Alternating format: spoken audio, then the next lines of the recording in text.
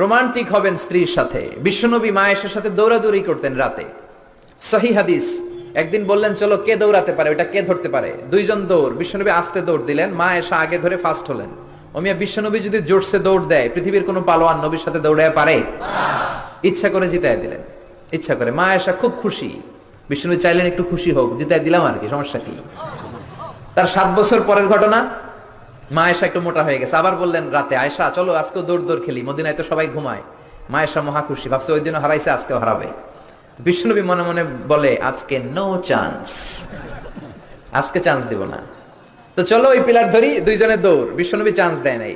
সাহাবারা বলতেন বিশ্বনবী যদি ঘোড়া হাঁকাতেন, জোরে ঘোড়া হাঁকালে 1-2 মিনিটের ব্যবধানে সাহাবারা বলতেন আমাদের ঘোড়াগুলো পিছনে থাকতো, সামনে দেখতাম আমরা শুধু ধোঁয়া আর ধোঁয়া। বিশ্বনবী ওনার ঘোড়া নিয়ে যে কয় মাইল সামনে চলে গেছে আমরা নিজেরাও জানি না। কি পালোয়ান! মক্কার সবচেয়ে বড় কুস্তি